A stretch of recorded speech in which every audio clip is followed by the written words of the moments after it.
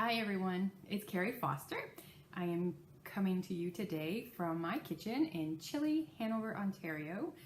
The temperature has dipped quite a bit in the last couple of days. It's just last couple of days of September, and we've had a very strange season. It's been up, it's been down, it's been hot, it's been humid, now it's chilly. So, and my house is echoing. If you can hear that, I don't know. But my house is empty. My husband is away with my two youngest kids. He took them away for the weekend.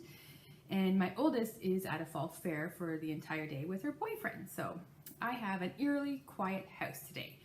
So I thought I would get some work done. And today I am going to be making soap, my favorite thing to do. Today we're going to be doing a hot process soap. Last year I started making shave soap, men's shave soap, and I got a lot of rave reviews on it, so I'm going to continue making it again this year for the fall shows.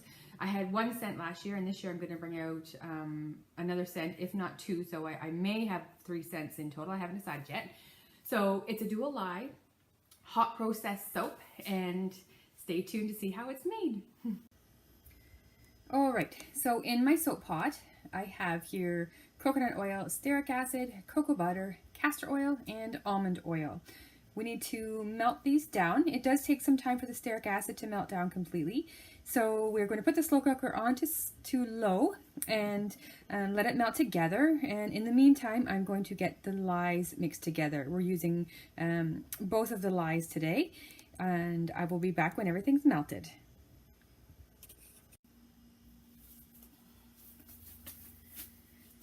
Okay, so I've got my oils all melted. I am working right by my sink, my messy sink, as you can see.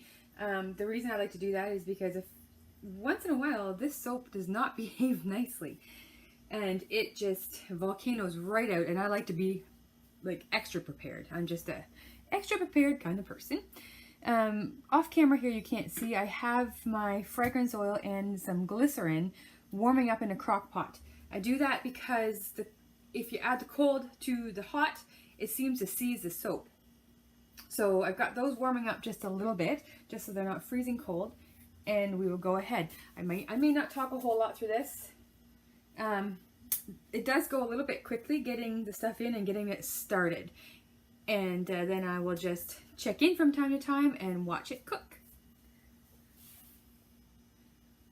So here we have my dual lye. I have sodium hydroxide and potassium hydroxide in here. I do that because obviously I don't want liquid soap for my shave soap, but I also don't want something as hard as my cold process soap, so I choose to do it doubly. You will notice that it curdles right away, or at least it usually does right away. I'm not sure if you can see that, but it does kind of curdle and go funny right off the get-go. My lye is quite hot. I just made it a few minutes ago. I like to have it all hot, which is the other reason why sometimes it does accelerate and do crazy things on me sometimes. So here we go. We're going to blend this up.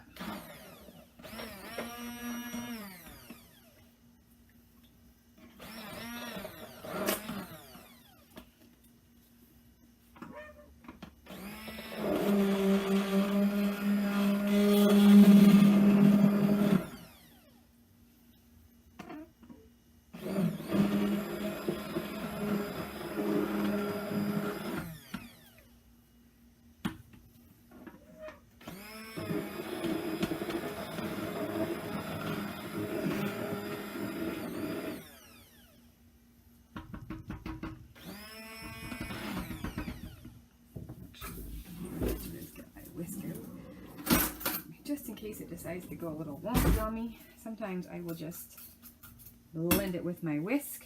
The stearic acid makes this move really fast, and when it starts to move, it's moving. So I might be a little sidetracked here for a minute because this batch here looks like it's going to give me a bit of grief. So I'll just going to set my stick blender aside and whisk this until it starts to settle down and slow down. I've got my slow cooker on low right now. If I were to put the lid on this and try and cook it right now, it would just volcano right up out of my pot. So we're just going to mix, mix, mix. I know I may not do this the same as other soapers. Most of my soaps are cold process. That's my preferred batch. But the last year and a half or so, I have been playing with hot process soap. And I really do like this process. But I find this process surprises me. More often than not. I'm not sure why. So I just keep an eye on this. This one in particular. So it's the steric in this that will have it volcanoing out. So I cannot put the lid on until it's gotten past that stage where it wants to grow out of the pot on me. One of the first times I cooked this soap, I stopped there. I don't know if you can see that on camera growing right now, but it's just whew. One of the first times I made this, after much research on how to make hot process soap, I did it on high heat, and oh my, what a fast acting, holy smokies was that. I was not expecting that after starting research. So now I will get it on high and I'll get those butters melted down, but then once I'm getting close to everything melted, I usually turn it back down to low. So, but you want to make sure that you don't have it within that volcano process when you put the lid on and try and cook this.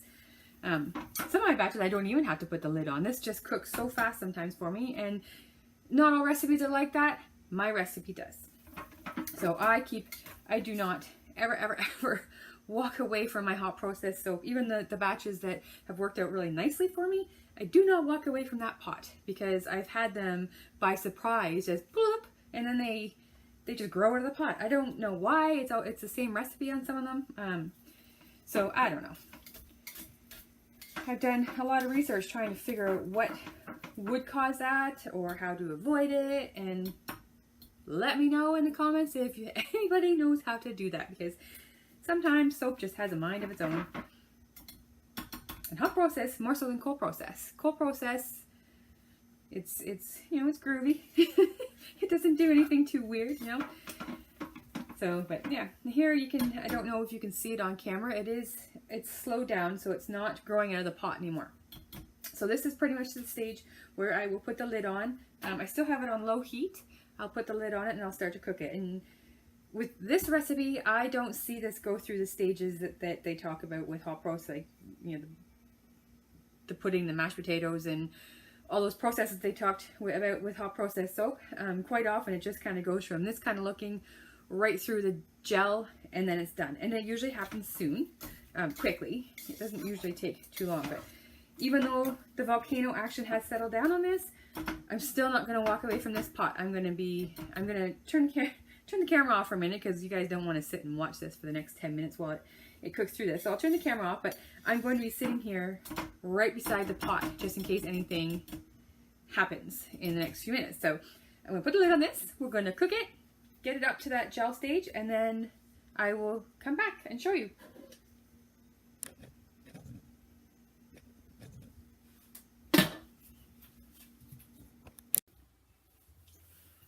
Alright, so as you can see, I have taken this out of my crock pot.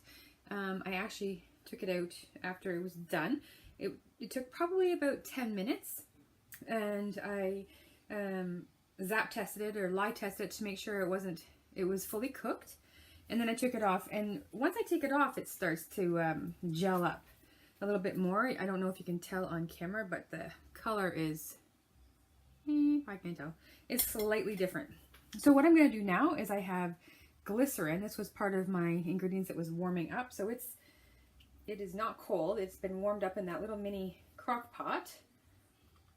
My soap has been sitting in this crock pot for, oh heck, probably at least 20 minutes. And I did that because I cannot add the fragrance oil when it's so hot. I have to wait for the temperature to come down, or I'll just burn off all my fragrance oil, or actually it's not fragrance oil, sorry, it's essential oil. So I'm not sure if you can see, I took my essential oil blend out of the little crock pot too. So I have it here. What I have in here is a bergamot, fir balsam, and cedarwood. And I just have it sitting beside my pot because then it kind of stays a little bit warm out of the crock pot. So mixing in this glycerin really well. And then I'm going to take the temperature again before I add that. Okay. This temperature has come down a little bit. It's kind of a playing game. If you wait too long, your soap starts to set up. If you do it too soon, you burn off your fragrance. So let me just see here.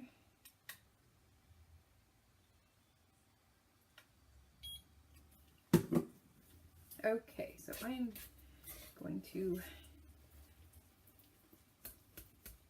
going to add the fragrance and get that mixed in. And goes the essential oil blend.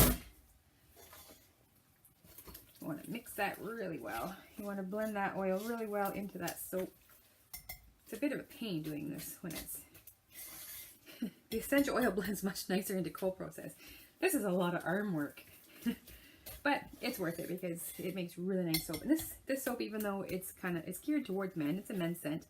My daughter and I, she's 16, she loves the shave soap.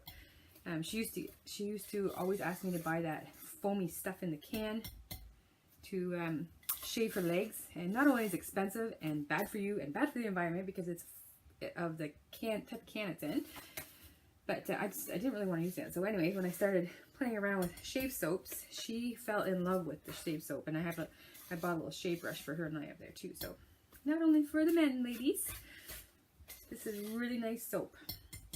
Okay, so now that I've got it mixed up, I will go ahead and measure it into my containers. I'm not going to measure all of them on in the video because that would be boring. I'll just show you how I measure one, and then I will finish up the rest off camera. So I am particular about these parts. I like to mix until I know I've got it super blended. Okay, so this is what I put my shave soap in, and this is the first year for these. Last year I had other little steel bowls and they were really cute, but I wanted something with a lid. I really would have preferred glass blue, but I could not find that. I'm hoping next time I can find the glass jars instead. The only downfall to glass, of course, is if you drop it, which I hope nobody does, but glass I feel would be better for the environment than the plastic, but that blue is so pretty though. So I put about 4 ounces in here. Let me just get my crock, and I just use 2 spoons to do it. So I probably should put that on camera, but we'll just measure out. I just use 2 spoons to dop it in. And this part you have to move kind of fast because it once this starts to cool off, it does solidify quite quickly on me.